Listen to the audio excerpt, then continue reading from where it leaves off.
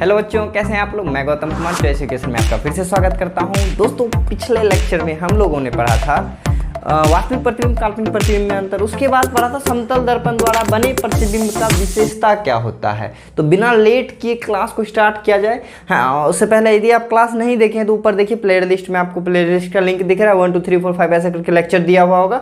Lecture complete कर लें तो और मजा आने वाला है पढ़ने पे। ठीक है, चलिए तो आज हम लोग पढ़ेंगे। लास्ट टॉपिक रह गया था कि सर बताई थी समतल दर्पण द्वारा बने प्रतिबिंब का एक विशेषता होता है कि वो पार्श्व परिवर्तन को दर्शाता है ना। पार्श्व परिवर्तन को दर्शाता है, यानी पार्श्व परिवर्तन है क्या। मन में तो क्वेश्चन आया था उस दिन, है ना सर, पार्श्व परिवर्तन क्या होता है। देखिए, पार्श्व परिवर्तन को हम लोग इंग्लिश में लेटरल इन्वर्शन कहते हैं। उसको इंग्लिश में हम लोग लेटरल इन्वर्शन कहते हैं। लेटरल यानी पार्श्व परिवर्तन है क्या, पहले समझिए। देखिए, आप लोग कभी ना कभी आईने के सामने गए होंगे। सपोज करिए ये मेरा आईना है, ये आईना है। देखो थोड़ा चमका देते हैं इसको, है ना। ये आईना है। आप देखे होंगे कि यहाँ पे यदि कुछ लिखा हुआ है तो उस आईने में कैसा दिखता है, ये ऐसा दिखता है ना। राइट हैंड लेफ्ट दिखता है, लेफ्ट हैंड राइट दिखता है ना। देखिए, जब हम लोग इधर से राइट हैंड ऐसे करते हैं, उधर से लेफ्ट हैंड ऐसे, क्योंकि देखिए ये सामने वाला राइट है मेरा। अब इधर जाने पे तो ये राइट, ये लेफ्ट हो जाएगा ना, समझ रहे हैं ना। तो ये चीज़ जो आयाम होता है ना, इसी घटना को हम लोग पार्श्व परिवर्तन कहते हैं। कोई दिक्कत है, नॉर्मल सा चीज़ है कि जब किसी वस्तु, देखिए दो चीज़ समझिए आप लोग। इस रेखा को हम लोग कहते हैं ऊर्ध्वाधर रेखा, इस रेखा को कहते हैं क्षैतिज रेखा। मतलब वाई एक्सिस जो होता है उसको ऊर्ध्वाधर रेखा बोला जाता है, एक्स एक्सिस को क्षैतिज रेखा बोला जाता है। अच्छा, इसको बताइए तो इसको यदि हम 180 डिग्री पे घुमा दें तो क्या होगा। इसको हम 180 डिग्री पे घुमाते हैं। देखिए ये ऐसे 180 डिग्री घुमाइए, 90 घुमा और 90 घुमा, यानी 180 डिग्री पे घुमाने पे ऐसा बन जाएगा, है ना। और इसको 180 डिग्री पे घुमाने पे ऐसा बन जाएगा। देखिए ऐसा था, लीजिए 180 डिग्री पे घुमा दिए तो ऐसा बन गया। याद रखिएगा, लेटरल इन्वर्शन में क्या होता है, यानी पार्श्व परिवर्तन में क्या होता है, किसी भी बॉडी का जो है ना रोटेशन हो जाता है, यानी घूर्णन हो जाता है। कोई भी बॉडी अपने तल के परितः जो होता है ना 180 डिग्री रोटेट कर जाता है, ठीक है ना। 180 डिग्री मुड़ जाता है। मुड़ने की इसी घटना को, मतलब कि किसी भी बॉडी का, किसी वस्तु का दायां भाग बायां एवं बायां भाग दायां दिखाने की घटना समतल दर्पण के द्वारा, इस घटना को हम लोग क्या कहते हैं, पार्श्व परिवर्तन कहते हैं ना। अब बढ़िया सा डेफिनेशन क्या लिखिएगा, समतल दर्पण में किसी वस्तु का उसके प्रतिबिंब के साथ 180 डिग्री उल्टा का संबंध हो। बोले सर ऐसा लिखेंगे, पच नहीं रहा है तो इतना खतरनाक लिखने से डायरेक्ट लिखिएगा। पार्श्व परिवर्तन प्रकाश परावर्तन की ऐसी घटना है जिसमें किसी वस्तु का प्रतिबिंब उसके क्षैतिज तल के परितः 180 डिग्री पर मुड़ा हुआ दिखाई देता है, या दायां भाग बायां बायां भाग दायां दिखाई देता है। आप ये भी लिख सकते हैं, ठीक है ना। इसी को हम लोग क्या कहते हैं, पार्श्व परिवर्तन कहते हैं, ठीक है ना। इसमें क्षैतिज रेखा 180 डिग्री पे घूम जाता है। इसीलिए देखिए मेरा हाथ है, 180 पे घूमेगा तो क्या होगा, ये हाथ इधर चलाएगा, ये हाथ इधर चलाएगा, है ना। इसी तरह से देखिए हमारा ये पार्श्व परिवर्तन में होता है। दूसरा एक होता है विपरिवर्तन।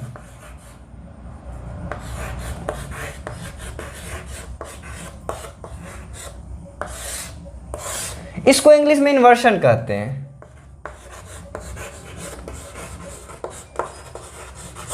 सेम टू सेम वैसा ही है। देखिए आप लोग कभी ना कभी तो आईना को अपने सर के ऊपर, मथवा के ऊपर देखे होंगे ना। आईना जी बोले सर हमें घर में सामने में आईना होता है, मथवा के ऊपर में आईना होगा। अच्छा, अपना घर का बात छोड़ दीजिए, अभी कभी तो दुकान गए होंगे, कहीं देखे होंगे जो कि आपको ऊपर से आपका फोटो ऊपर में दिखाई दे रहा होगा।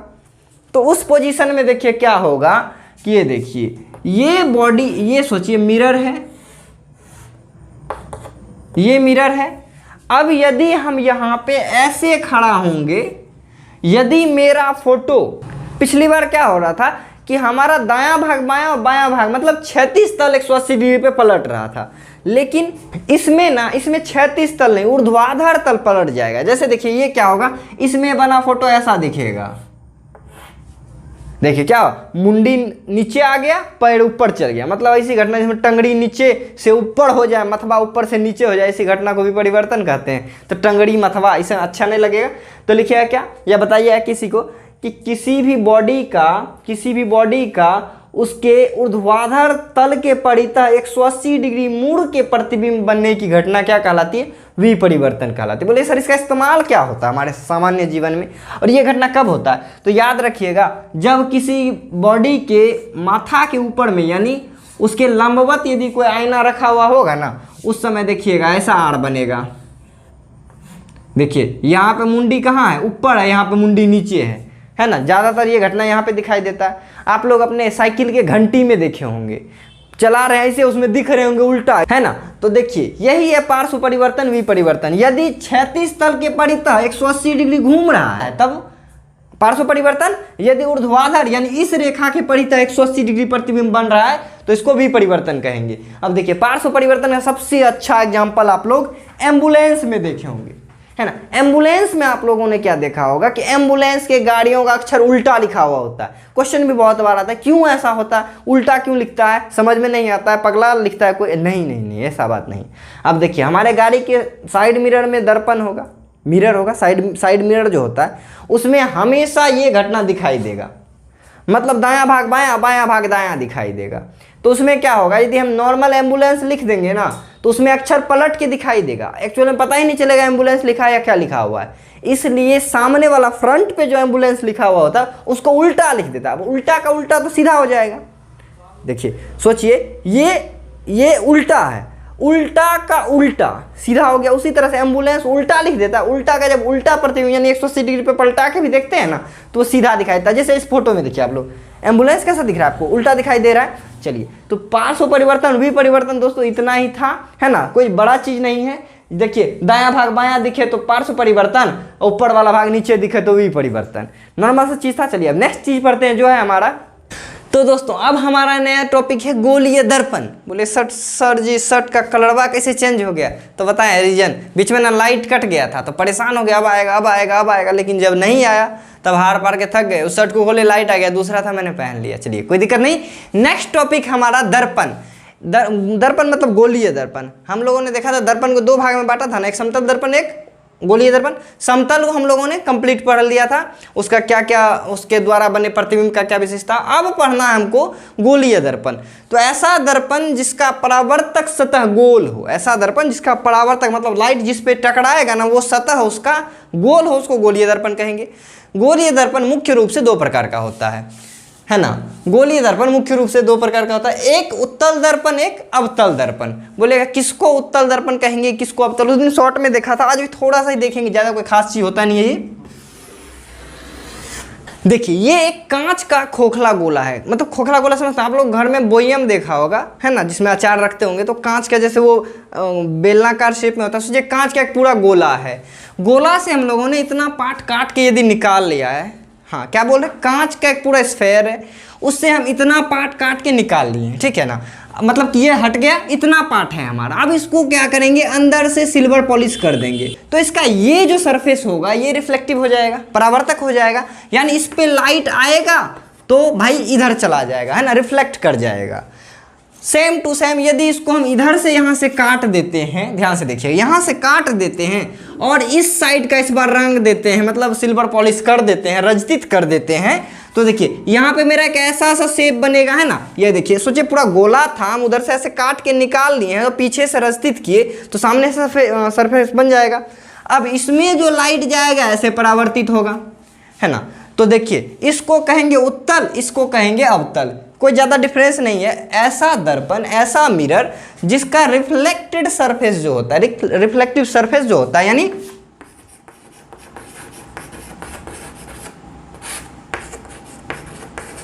जिसका परावर्तक सतह उभड़ा हुआ है ना, जिसका परावर्तक सतह उभड़ा हुआ है, ऐसे दर्पण को क्या कहेंगे, उत्तल दर्पण।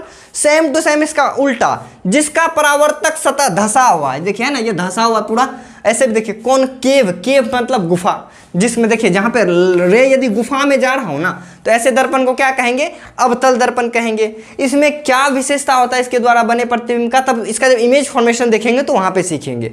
अब हम लोगों को इसका पार्ट्स देखना है कि ये जो दर्पण है, गोलीय दर्पण, इसमें कितना पार्ट्स होता है, किसको हम क्या कहेंगे, ठीक है। तो चलिए इसको मिटाते हैं थोड़ा सा।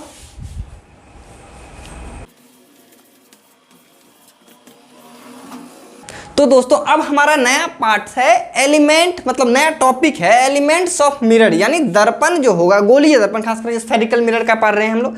गोलीय दर्पण जो होगा उसमें क्या क्या एलिमेंट्स आएंगे, किसको आर सी वगैरह वगैरह कहते हैं, तो चलिए देखते हैं। जैसे ये देखिए, ये हमारा एक स्फेयर है भोला, बाबा भोला। थोड़ा सा अच्छा तो नहीं बना, चलो कोई नहीं, अब मिटाएंगे क्या इसी में, समझिए, ठीक है। देखिए ये एक बड़ा सा कांच का, सोचो एक बड़ा सा गोला है ऐसा वाला, ठीक है, कांच का ये गोला है। अब इस गोले को हम क्या करेंगे, यहां से काट देंगे। ध्यान से सुनिएगा, यहां से यदि काटेंगे तो कैसा होगा, यहाँ पे देखिए ऐसा सा बन जाएगा, है ना, ऐसा बन जाएगा। अब इसके इस साइड यदि हम पॉलिश कर दें, सिल्वर पॉलिश कर दें, तो ये जो हमारा आएगा ना, इसको हम उत्तल क्या कहेंगे, अवतल दर्पण, है ना, क्योंकि केव बना हुआ है तो इसको अवतल दर्पण कहेंगे। अब देखिए ये दर्पण है, ये पूरा गोला है, इस पूरे गोले का देखिए सही कर देते हैं थोड़ा सा, इस पूरे गोले का सोचिए यहां पे कहीं पे सेंटर है, ठीक है, यहां पे कहीं पे सेंटर है। तो देखिए इस गोले का जो सेंटर है ना, इसका भी रिलेशन होता है इससे कुछ ना कुछ, इस मिरर से, क्योंकि ये जो सेंटर, इसी सेंटर पे ये मिरर भी बना हुआ है।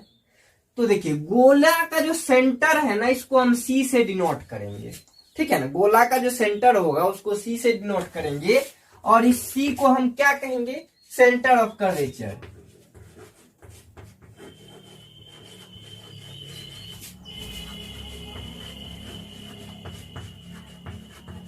सेंटर ऑफ कर्वेचर, यानी हिंदी में इसको कहेंगे वक्रता केंद्र,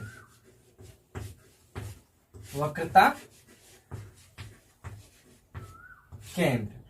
तो वक्रता केंद्र क्या होगा, ये जो मिरर है, चाहे अवतल हो या इधर से हम काट के इधर पॉलिश कर दें, इधर से देखेंगे तो हमको उत्तल दिखाई देगा, है ना, उत्तल हो या अवतल दर्पण हो, ये दर्पण जिस गोले का, जिस खोखले गोले का, जिस कांच के खोखले गोले का हिस्सा है, इस कांच के गोले के केंद्र को हम क्या कहेंगे, इस कांच के गोले के केंद्र को वक्रता केंद्र कहेंगे। बिल्कुल बच्चा वाला चीज है, ठीक है ना। तो वक्रता केंद्र समझ गए आप लोग। अब देखिए ये जो मिरर है, जो हमारा दर्पण काट के निकला है, इस मिरर के इस मिरर के यहाँ पे जो पॉइंट बनेगा ना, मतलब इसका ज्योमेट्रिकल पॉइंट जो होगा, ज्योमेट्रिकल सेंटर जो होगा, ज्यामितीय केंद्र, जैसे ये देखिए, ये पहले जिस गोले का हिस्सा था उसका केंद्र हमारा क्या होगा, वक्रता केंद्र। लेकिन इसका, सिर्फ इसका केंद्र का बात किया जाए, यानी इसका ज्यामितीय केंद्र जो बोला जाए, इसको हम लोग पोल बोलते हैं, यानी जिसको हम लोग पी से सूचित करते हैं, है ना, इसको हम लोग पोल कहते हैं,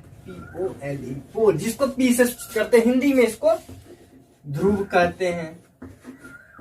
कोई दिक्कत नहीं, दिक्कत। अब देखिए सी और पी, यानी सेंटर ऑफ कर्वेचर और पोल, वक्रता केंद्र और ध्रुव को मिलाने वाली एक काल्पनिक रेखा हम लोग खींचेंगे।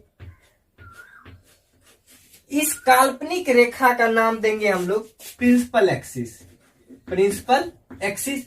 इसको हम लोग हिंदी में कहते हैं प्रधान अक्ष, प्रधान अक्ष, ठीक है। तो प्रधान अक्ष किसको कहेंगे कि वक्रता केंद्र और ध्रुव को मिलाने वाली काल्पनिक रेखा जो है उसको हम लोग प्रधान अक्ष कहेंगे, ठीक है। कुछ एक्चुअल में होता नहीं है, बस हम मान लेते हैं कि भैया यहां से एक लाइन गया होगा, प्रधान अक्ष समझ गए। अब देखिए सी और पी, यानी यहां से यहां के बीच का जो दूरी होगा, इसी डिस्टेंस को हम लोग आर कहेंगे। यानी इसको इंग्लिश में कहा जाए, देखिए पहला तो ये हो गया, दूसरा नंबर में ये हुआ, तीसरा नंबर में ये हुआ, और यदि चौथा नंबर का बात किया जाए इस आर का, तो वक्रता केंद्र को हम लोग सी से डिनोट करते हैं, और आर को हम लोग कहते हैं रेडियस ऑफ कर्वेचर। उसको क्या कहते हैं, रेडियस ऑफ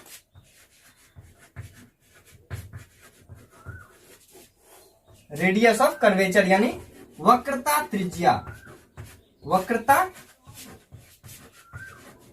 त्रिज्या। और इसको हम लोग कौन चीज से सूचित करेंगे, छोटका बड़का हर आर से सूचित करते हैं, कहीं छोटी आर रहता है, कहीं बड़ी आर रहता है, तो सोचना नहीं है। आर माने रेडियस, तो रेडियस है तो आर से सूचित करेंगे, ठीक है। ये हमारा कितना टॉपिक हुआ, देखिए ध्रुव हो गया, प्रधान अक्ष हो गया, वक्रता त्रिज्या हो गया, वक्रता केंद्र हो गया, ठीक है। अब देखिए नेक्स्ट चीज, सोचिए कि यहां पे मेरा ये एक मिरर आया, ऐसा है ना, ये मिरर आ गया है, ठीक है। इसको ऐसे देखेंगे तो दिखाई दे, उस उत्तल में अब उत्तल नहीं देखेंगे जी, उसमें घुस के नहीं ना देखेंगे, उसको सोचिए ऐसे रखें किसी मतलब से। अब देखिए ये जो दर्पण है, इस दर्पण का ये वाला जो पार्ट देख रहे हैं सबसे ऊपर पे जो सतह होगा, ऐसा सोचिए ना कि एक सीमेंट बालू वाला देखेंगे मिस्त्री लोग ताय रखता है जिससे सामान भर के ले जाता है ऊपर, उसको सोचिए वो एक मेरा पूरा दर्पण है।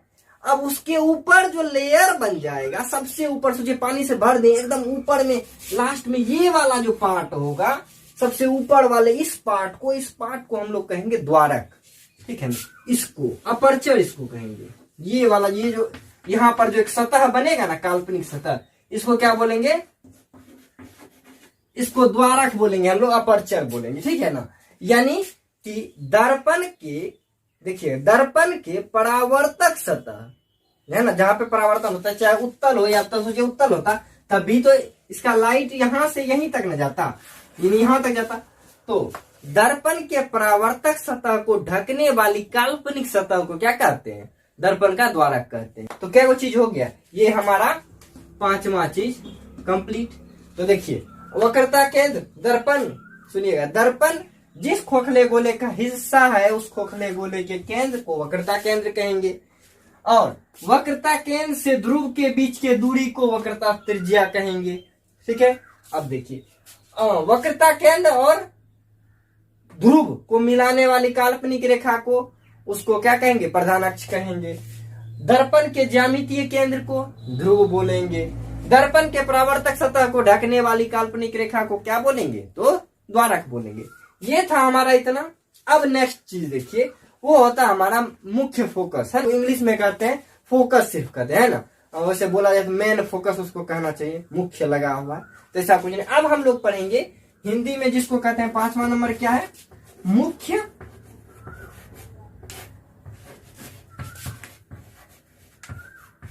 फोकस, है ना, या फिर इसको इंग्लिश में हम लोग फोकस किसको कहेंगे। देखिए ये सोचिए हमारा एक मिरर है, ये हमारा मिरर है। अब इस मिरर का यहाँ पे देखिए ये हमारा प्रिंसिपल एक्सिस है ना। अब सोचिए ये हमारा उत्तल दर्पण हो, इसको अंदर से पॉलिश कर दिए, मतलब परावर्तक सतह उभरा हुआ, यदि उत्तल दर्पण हो और प्रधान अक्ष के समांतर इसमें किरण पुंज आ रही है, ठीक है। ये देखिए किरणों के समूह को किरण पुंज कहते हैं। समांतर किरण पुंज आया कहाँ, प्रिंसिपल एक्सिस के समांतर। अब देखिए परावर्तन के बाद बेचारा ये इधर चला जाएगा, ये इधर, ये इधर और ये इधर। देखिए परावर्तन के बाद अब देखिए इसको हम बैक ट्रेस यदि करें तो ये यहाँ आएगा, ये यहाँ आएगा, ये यहाँ आएगा, और ये देखिए क्या हुआ, ये बैक ट्रेस करने पे जहां पे हमारा मिलता हुआ दिखाई दे रहा है इसको हम लोग फोकस कहेंगे, समझे। बोले सर मिलता हुआ खाली दिखाइए देगा, ये तो कुछ समझे ही नहीं। देखिए अवतल में बनाते हैं, डेफिनेशन तो समझ जाइए, 2 मिनट का चीज है। ये देखिए अवतल दर्पण है, इसको हम बाहर से पॉलिश कर दिए हैं, ये हमारा प्रिंसिपल एक्सिस है, ठीक है। ये देखिए ऐसे करके किरण पुंज आया, ठीक है, किरण पुंज यहाँ पे आया, ये प्रिंसिपल एक्सिस है, यहाँ पे कहीं बेचारे का P होगा, मानते हैं यहाँ पे कहीं C होगा। अब देखिए दर्पण से प्रधान अक्ष के समांतर आया, परावर्तन के बाद देखिए ये इधर मुड़ेगा, ये इधर मुड़ेगा, ठीक है। परावर्तन के बाद ये इधर और ये इधर मुड़ गया। तो अब देखिए मुड़ के जहां पे कटा, जिस पॉइंट पे कटा या कटता हुआ हमको महसूस हुआ, प्रतीत हुआ, एक्चुअल में कट नहीं रहा था यहाँ पे, लेकिन लग रहा है कि यदि बैक ट्रेस किया जाए तो वहां पे कटेगा, और ये तो एक्चुअल में कट ही रहा है, तो इसको हम क्या बोलेंगे, इसको हम लोग कहेंगे कि भैया ये मुख्य फोकस है। तो डेफिनेशन क्या हो जाएगा कि देखिए कि दर्पण जो है, दर्पण के प्रधान अक्ष के समांतर आ रही प्रकाश किरणों का परावर्तन के बाद जिस बिंदु पर कटे या कटती हुई प्रतीत हो, उस बिंदु को दर्पण का मुख्य फोकस कहते हैं। कोई दिक्कत, क्या बोले कि दर्पण के प्रधान अक्ष के समांतर आ रही किरणों का परावर्तन के बाद जिस बिंदु पे वो किरणें कटती है, उस कटने वाले बिंदु को ही क्या कहेंगे, हम लोग मुख्य फोकस कहेंगे। बिल्कुल हल्का सा चीज था, इतना तो समझ में आ गया ना। अब बस 1-2 रूल देखते हैं, फिर हम लोग देखेंगे क्या कि देखिए ये जो आर था, आर कहां से कहां का डिस्टेंस, यहाँ पे हमारा एफ आ गया, तो यहां से यहाँ आर है, लग रहा है ना कि एफ बीच में आ गया है, तो वही रिलेशन देखेंगे कि एक्चुअल में बीच में जाता है या नहीं। तो इसको जरा सा मिटा लेते हैं, इसमें कुछ रहने लायक का तो बचा नहीं है। तो देखिए अब हम लोग कुछ रूल देखेंगे स्फेरिकल मिरर में, अब बाकी उसका विशेषता विशेषता सब देखते रहेंगे। वास्तविक प्रतिबिंब क्या होगा, काल्पनिक प्रतिबिंब होगा, उसका विशेषता एक बार बता दिए हैं, एक बार और बता देंगे। ठीक, तो अब हम लोग देखेंगे कुछ रूल, यानी रूल किसको बोलेंगे सर, तो देखिए रूल माने नियम है ना, हिंदी में इसको नियम कहते हैं। रूल क्या स्फेरिकल मिरर में प्रकाश का परावर्तन जैसे है तैसे करा देंगे हम, कुछ नियम कानून उसका नहीं है क्या सर। तो देखिए अब नियम कानून हम लोगों को देखना है। तो पहला नंबर रूल हमारा क्या कहता है, यदि स्फेरिकल मिरर कोई है, ठीक है, और प्रिंसिपल एक्सिस ये हमारा है, ये पोल है, यहाँ पे कहीं सी होगा, तो देखिए रूल क्या कहता है कि यदि प्रधान अक्ष के समांतर किरण पुंज आए, सुनिएगा, यदि किरण प्रधान अक्ष के समांतर आए, पैरेलल आए, तो रिफ्लेक्शन के बाद ना वो हमेशा फोकस से गुजरेगा। पहला रूल क्या बोला, पहला रूल है कि दर्पण जो है, दर्पण के प्रधान अक्ष के यदि समांतर किरण आ रही है तो परावर्तन के बाद कहां कटेगा, तो वो हमेशा मुख्य फोकस पे जाएगा। ठीक है, चाहे इसमें देख लीजिए या फिर उत्तल का बात करें तो ये देखिए ये उत्तल है, इधर से रंगाई कर दिए, इधर से आया बेचारा, ये इधर चला गया, लेकिन ये कहां से जाएगा, फोकस से जाएगा। इसको बड़ा कर दिया जाए, यहाँ कहीं सी होगा, ये पी होगा। और एक चीज छोटा सा रह गया, देखिए सी, यहाँ देखिए ये जो पोल है, पोल से ना फोकस के बीच के दूरी को हम लोग फोकस दूरी कहते हैं। इसका अलग अलग नाम, नाभ्यांतर होता है, फोकसांतर होता है, फोकल लेंथ होता है। ठीक है ना, इसको मतलब ध्रुव से मुख्य फोकस के बीच के दूरी को फोकस दूरी कहते हैं, जिसको छोटकी एफ से डिनोट करेंगे। समझे क्या बोले कि फोकस से, मुख्य फोकस से ध्रुव के बीच के दूरी को फोकस दूरी कहते हैं, या फोकसांतर कहते हैं, या नाभ्यांतर कहते हैं, या फोकल लेंथ कहते हैं। इसको हम लोग स्मॉल एफ से डिनोट करेंगे। कोई दिक्कत, चलिए पहला रूल तो हमारा कंप्लीट हो गया। दूसरा नंबर रूल क्या है, दूसरा नंबर रूल कहता है, ये देखिए कि ये हमारा दर्पण था और अभी भी है, टेंशन नहीं लेना है, यहां पे इसका प्रधान अक्ष होगा। ठीक है, पहला रूल बोला कि भैया इसके समांतर आएगा तो फोकस से गुजर जाएगा। दूसरा रूल पता है क्या कहता है, यदि यहां पे सोचिए, यहां फोकस है, यदि प्रकाश किरण फोकस से आए तो क्या होगा, देखिए समांतर आया था, फोकस से निकल गया, फोकस से आएगा तो समांतर निकल जाएगा, कौन दिक्कत है। सेम वही वाला बात है कि इधर से दिए तो उधर चले जाएंगे, उधर से दिए तो इधर चले आएंगे, है ना, जैसी करनी वैसी भरनी।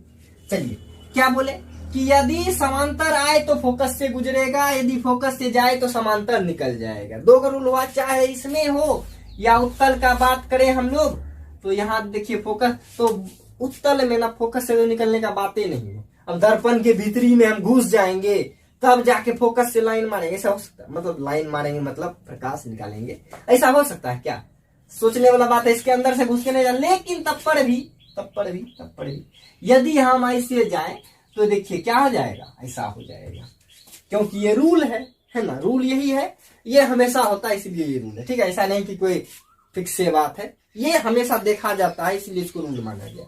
चलिए तीसरा रूल क्या कहता है, कुछ नहीं कहता है, प्यारा सा बात कहता है, क्या कि यदि ये पोल है, यदि प्रकाश किरण पोल पर आए, ठीक है ना, तो जितना डिग्री के एंगल से आएगा ना, पोल से जो निकलेगा उतनी डिग्री का एंगल बनाएगा। यानी आपतन कोण परावर्तन कोण बराबर होगा, कब होगा, जब ये पोल से आएगा। इतना में किसी को कोई तकलीफ, अरे नहीं ना है, बस इतना जिसको समझ में आ गया ना, जितना भी पोजीशन होता ना, कहाँ फोटो बनेगा जब वस्तु अनंत पे हो, सी एफ के बीच में हो, यहाँ हो वहां हो, ये जिसको समझ में आ गया उसको सब समझ में आ गया।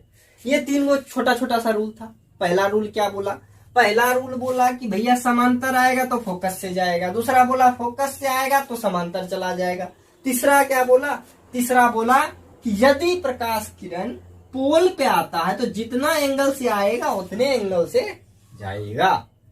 इतना में किसी को कोई दिक्कत। चलिए अब नेक्स्ट चौथा एक लास्ट रूल है, वो भी इंपॉर्टेंट रूल है, बहुत ज्यादा इंपॉर्टेंट है। चौथा रूल क्या कहता है भैया? चौथा रूल कहता है कि यदि प्रकाश किरण, ध्यान से सुनिए, यदि प्रकाश किरण, ये हमारा यहाँ कहीं सी होगा, यदि प्रकाश किरण सी से आए ना तो सी से ही लौट जाएगा। मतलब सी से यदि आएगा तो सी से ही लौट जाएगा, सी से यदि आएगा तो सी से ही लौट जाएगा। ये 3 रूल था। मेन तो ये 1, 2 और तीसरा रूल है, ये बेचारा एक फौआ है, ठीक है ना, मतलब फ्री ऑफ कॉस्ट आपको बता दिया। ऐसे कौन सा सर बोल रहे पैसा दे रहे हैं, हम लोग बोलते हैं फ्री ऑफ कॉस्ट, तो ऐसा कोनो बात नहीं है। पहला रूल क्या बोला कि यदि पैरेलल आया तो फोकस से जाएगा, फोकस से आया तो पैरेलल निकल जाएगा, पोल पे जितना एंगल से आया है उतने एंगल से रिफ्लेक्ट होगा, सी से आएगा लाइट तो सी से ही लौट जाएगा। ये 4 रूल आप जिंदगी में याद रखिएगा। 5वां एक छोटा सा बात याद रखिएगा, ये अच्छा बात है, ध्यान से सुनिएगा। ये ऐसा काहे होता है, इसका रीजन बताते हैं। जितना भी स्फेरिकल मिरर होगा, ध्यान से सुनिएगा, जितना भी दुनिया में स्फेरिकल मिरर होगा उसका ना, ये तो सी हो जाएगा, इधर मिरर हो जाएगा, इधर मानते इधर मिरर है, ठीक है ना। जितना भी मिरर होगा याद रखिएगा, उसमें कहीं पर भी रिफ्लेक्शन होगा ना जनाब, रिफ्लेक्शन कहीं पर भी होगा, उसका ये जो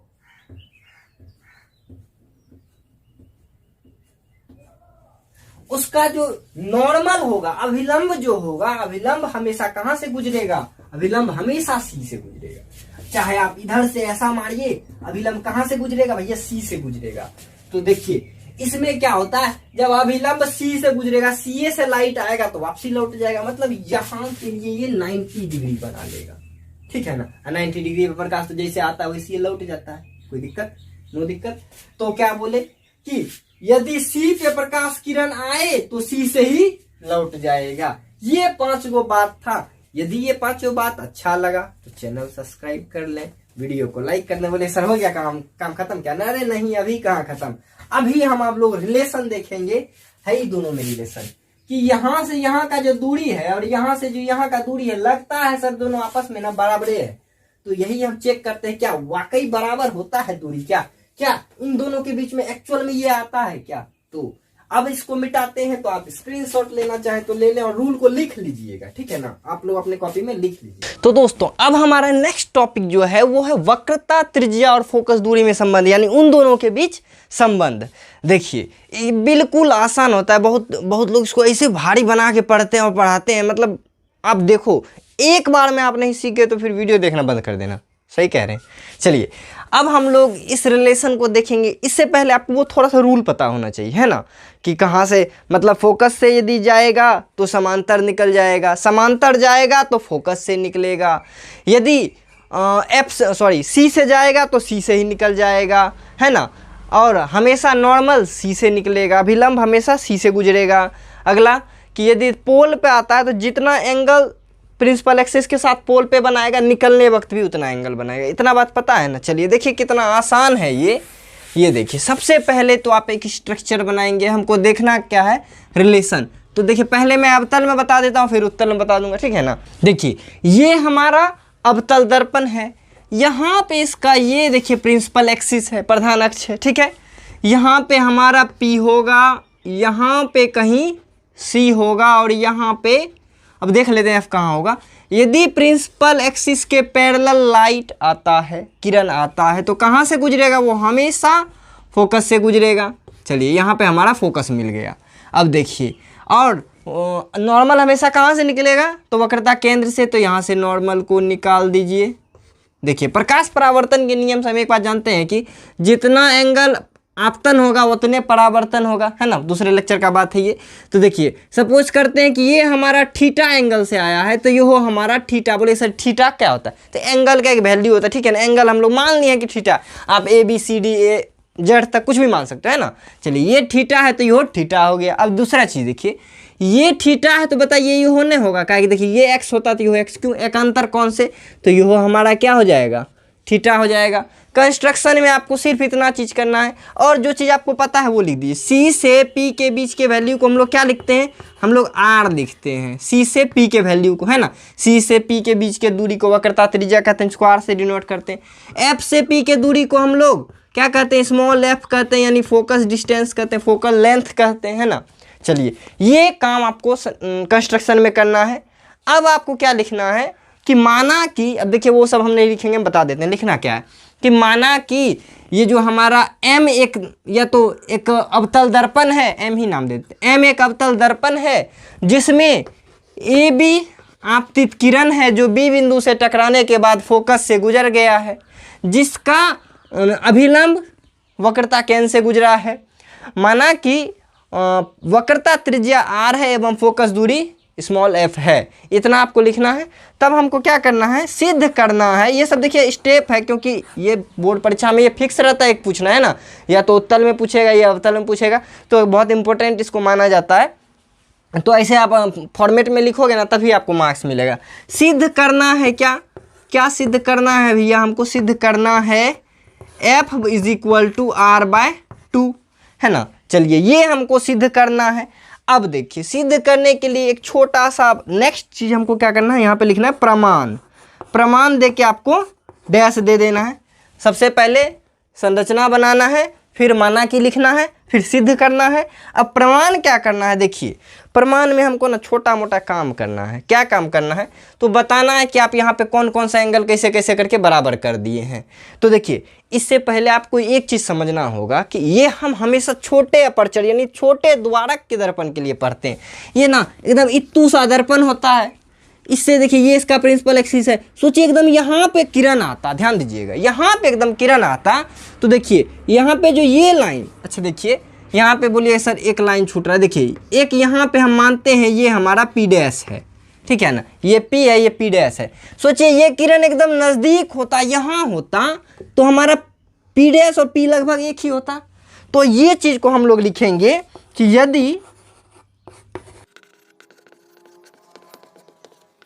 यदि द्वारक बहुत छोटा हो तो क्या लिखेंगे, P टेंस टू P, यानी P लगभग P डैश बराबर हो जाएगा, ठीक है ना।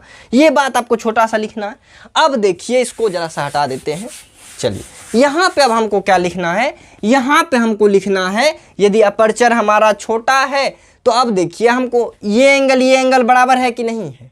क्यों बराबर है भैया, तो परावर्तन से। तो लिखोगे एंगल कौन सा, देखिए तो ABC, है ना, देखिए ABC यानी ये एंगल, और इज इक्वल है किस एंगल के, तो एंगल देखिए CBF, है ना, CBF।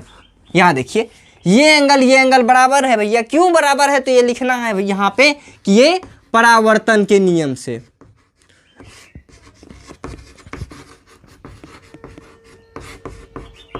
परावर्तन के नियम से ये बात कर दिए पहला बराबर। अब बताइए आप ये दोनों कैसे बराबर किए हैं, तो एकांतर से। तो वो बात लिख दीजिए कि ये एंगल बराबर है एकांतर से। तो एंगल का नाम लिखना आता है ना, देखिए जिस एंगल को लेना है ना उसको बीच में रखेंगे, ABC, देखिए angle ABC is equal to angle कौन सा, ये देखिए ये वाला, यानी BCF।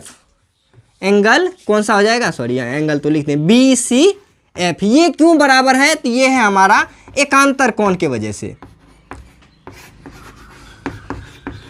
एकांतर कोण से। चलिए दोनों चीज हमारा दो एंगल बराबर हुआ ना, और हम क्या जानते हैं कि किसी त्रिभुज में दो एंगल बराबर है तो उसके सामने आमने की भुजा भी बराबर। दो एंगल बराबर तो तीसरा ऑटोमेटिक बराबर, है ना। एंगल जो बराबर है उसके सामने का भुजा बराबर, यानी ये और ये दोनों थीटा ही है, तो इसके सामने का भुजा ये और इसके सामने का भुजा ये बराबर होगा। ये फिक्स है किसी त्रिभुज का, ये रूल है। किसी त्रिभुज में यदि दो कोण बराबर होता है तो आमने सामने का भुजा बराबर होता है। तो यहाँ पे वो बात लिख दीजिए, क्या क्या भैया, तो CF और FB, CF देखिए यहाँ दिखा क्या, CF ये वाला भुजा और ये वाला, यानी BF, CF is equal to BF हो जाएगा। क्यों होगा, तो वो भी लिख दीजिएगा कि किसी त्रिभुज में यदि दो कोण बराबर है तो आमने सामने की भुजा बराबर है। अब देखिए ध्यान से देखिएगा कि ये एंगल बहुत छोटा द्वारक का होता, ये लाइन यदि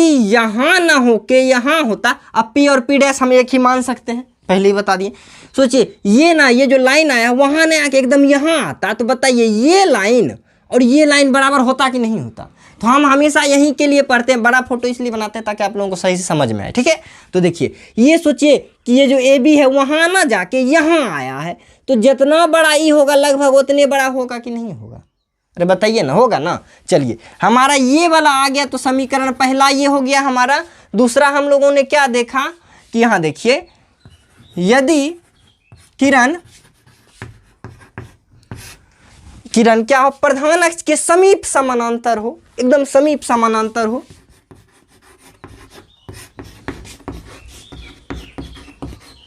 समीप समांतर हो, तो क्या हो जाएगा हमारा, हो जाएगा ये जो बी एफ हो जाएगा वो पी एफ के बराबर हो जाएगा। यानी B F is equal to, लगभग इक्वल टू, है ना, पी एफ, ऐसा होगा। बस हमारा प्रूफ हो गया। बोले सर इतने को हम प्रूफ हो गया, सर जी तो लिखा है 10-20 पेज में, ऐसा नहीं होता, मतलब 2-3 पेज में, तो बस हो गया प्रूफ। इतना जो सीख गया वो प्रूफ हो गया। इसका नाम क्या दे दिया, इक्वेशन 2। अब देखिए यहाँ पे यदि हमारा सी एफ बी एफ बराबर है और बी एफ पी एफ बराबर है, देखो बी एफ माने सी एफ और बी एफ माने पी एफ, तो पी एफ सी एफ आपस में बराबर नहीं हो गया, तो बस लिखेंगे यहाँ पे समीकरण 1 एवं 2 से, 1 एवं 2 से। तो एक पहला हमारा क्या है, यानी सी एफ बराबर पी एफ हो जाएगा हमारा, सी एफ बराबर पी एफ हो गया और प्रूफ हो गया। देखिए सी एफ बराबर पी एफ, सी एफ बराबर पी एफ, कितना आसान था। अब बताइए सी एफ बराबर पी एफ है, देखिए इतना बराबर इतना है, तो क्या हम लिख सकते हैं इतना बराबर इतना जोड़ इतना। अरे लिखेंगे कि नहीं लिखेंगे, सोचिए यहाँ बोले कैसे लिखेंगे। देखिए यदि ये लाइन है, ये 2 है और ये भी 2 है, तो हम नहीं कह सकते हैं, इसका नाम दे देते ए बी सी, हम नहीं कह सकते ए सी बराबर ए बी जोड़ बी सी, मैंने टोटल 4 हो जाएगा। ए देखिए यानी ए सी का वैल्यू कितना है, 4 है, तो कैसे है ए बी जोड़ बी सी, है कि नहीं है। तो वही बात हम देखिए यहाँ पे लिखेंगे, इसको आप लोग लिखिएगा नहीं, यहाँ पे लिखेंगे कि जब ये बराबर है तो हम ये लिख सकते हैं क्या, C P is equal to, C P is equal to C F जोड़ पी एफ, लिखेंगे नहीं लिखेंगे। अच्छा देखिए जब हमारा सी एफ पी एफ के बराबर है तो पी एफ का वैल्यू कितना है, एफ है, तो इसका भी वैल्यू एफ हो जाएगा। यानी C P is equal to F जोड़ एफ, और हमारा सी पी क्या है, सी पी आर है, यानी are is equal to 2f, है ना। तो हम यहाँ लिख सकते हैं क्या, F is equal to R by 2, क्योंकि यहाँ देखिए 2 इधर गुना में इधर आएगा तो भाग में आ जाएगा, और यही तो हमको प्रूफ करना था। कितना आसान था आप ही बताइए, समझे कि नहीं समझे। हाँ समझ गए हैं तो आप एक बार उसको बनाइए आप खुद से, ठीक है, खुद से बना के उसको एक बार अपने से बना लीजिए, तो आप लाइफ टाइम याद मतलब आपको याद रह जाएगा। यही था हमारा रिलेशन, कितना हल्का है, कुछ नहीं करना है। पहले ये दोनों एंगल बराबर कर देना है परावर्तन से, फिर ये दोनों एंगल बराबर करना है एकांतर से, उसके बाद जब 2 एंगल बराबर तो आमने सामने की भुजा बराबर, जब आमने सामने की भुजा बराबर तो वो लिख दीजिएगा। दूसरा बात इसमें आइएगा इस ट्रायंगल में, यानी एफ बी सी में, यहाँ आने के बाद क्या करिएगा, समीप समानांतर कर दीजिएगा, तो ये लाइन और ये लाइन लगभग बराबरे हो जाएगा। जब ई दोनों बराबर हो जाएगा और ई बराबर है तो ई दोनों ऑटोमेटिक बराबर, जब ये बराबर तो ये भी हो गया हमारा प्रूफ, एफ बराबर आर बाई 2। कितना आसान था, ये था अवतल में। अब देखिए उत्तल में मैं बता देता हूँ, आप लोग कर लीजिएगा। बोलिए सर नहीं बताइएगा आप, नाइंसाफ़ी हो जाएगी। चलो बता ही देते हैं, इसको जरा सा मिटाते हैं, लास्ट चीज़ है, इसके बाद आज का क्लास यहीं तक मिटा दें।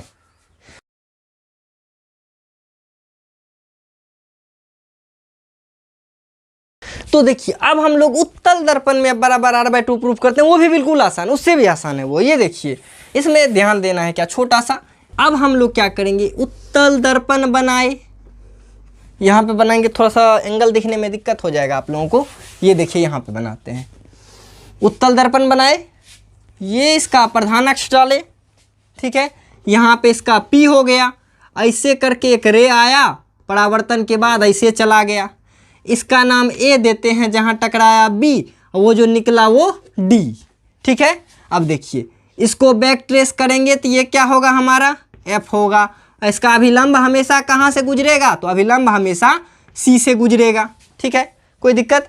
अब देखिए यहाँ से यहाँ f होगा और टोटल हमारा यहाँ से यहाँ तक क्या हो जाएगा, वो r हो जाएगा। चलिए ये दूरी हमारा r है, ये दूरी f है। इतना हम लोग कंस्ट्रक्शन करना है। इसको नॉर्मल को हम लोग n लिखते हैं। अब बताइए ये कोण और ये कोण बराबर होगा कि नहीं? हाँ बराबर होगा। क्यों? क्योंकि ये दोनों परावर्तन कोण है। अच्छा जब ये बराबर है तो क्या बताइए ये कोण बराबर नहीं होगा। ये वाला शीर्षाभिमुख कोण से कोणमा दोनों देखिए ऐसे कोण शीर्षाभिमुख कोण बोला जाता है, जिसका दो कोना लड़ता है, मुंडी दोनों ऐसे करके लड़ेगा ना, उसको हम क्या बोलेंगे? शीर्षाभिमुख कोण बोलेंगे। चलिए तो शीर्षाभिमुख कोण से ये और ये बराबर हो गया। अच्छा दूसरा चीज़ यहाँ पे ध्यान दीजिए, ये दो किरण है समांतर, ये एंगल और ये एंगल दोनों बराबर होगा कि नहीं होगा? दोनों एंगल बराबर होगा।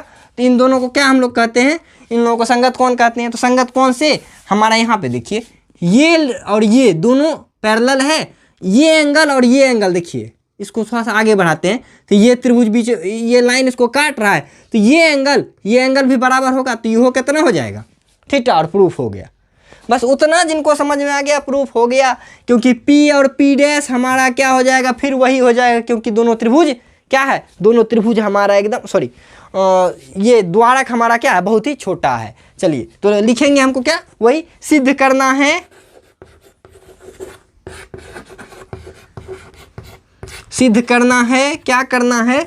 F = R/2 ये सिद्ध करना है। अच्छा प्रमाण देके उसमें इसके बाद माना कि लिख दीजिएगा। माना कि हमारा M डैश एक दर्पण है जिसमें AB किरण आपतित हुआ है, परावर्तन के बाद D से निकल गया है, उसको बैक ट्रेस करने पर वह F पे आगे गुजरता है। क्योंकि ये दोनों समांतर है। फिर लिखेंगे माना कि F फोकस दूरी है, R त्रिज्या है। इतना कर देंगे। चलिए अब प्रमाण देखिए लिखना है, प्रमाण देखिए डैश। अब प्रमाण में देखिए क्या करना है।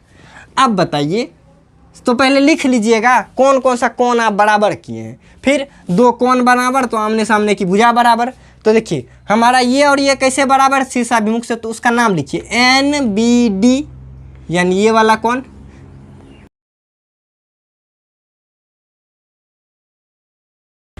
एंगल NBD, यानी ये कोण और ये कोण, इसको क्या बोलेंगे? FBC = angle FBC। समझते हैं ये क्यों लिखते हैं? देखिए बीच में लाना होता है। ये इस देखिए बीच में B था ना, तो दोनों बार बीच में B आया। यहाँ पे एंगल C पे बना हुआ तो यहाँ पे C लाएंगे, तो बीच में लाया जाता है। NBD = FBC है ना। ये क्यों बराबर है? तो ये दोनों शीर्षाभिमुख कोण है।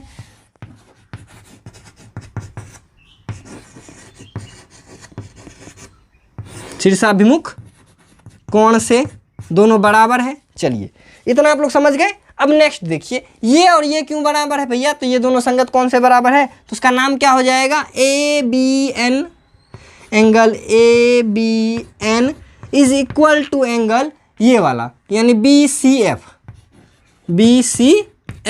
ये क्यों बराबर है? तो ये संगत कोण से, इसका कुछ और भी नाम देते हैं आप लोग, अंतः एकांतर कोण, तो वो भी देख लीजिएगा।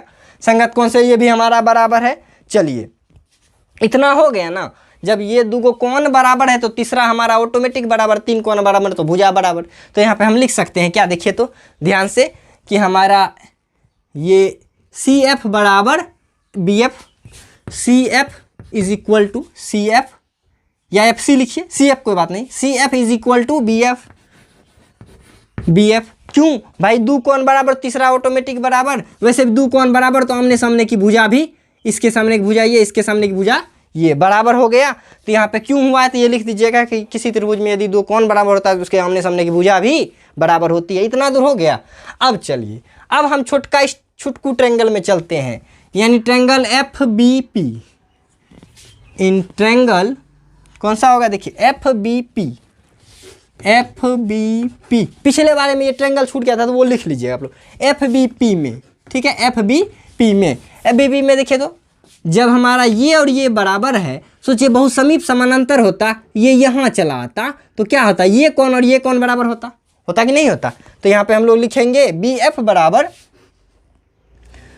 या FB = लगभग बराबर होगा, = क्या हो जाएगा हमारा? देखिए FB = FP हो जाएगा ना। बस हो गया प्रूफ।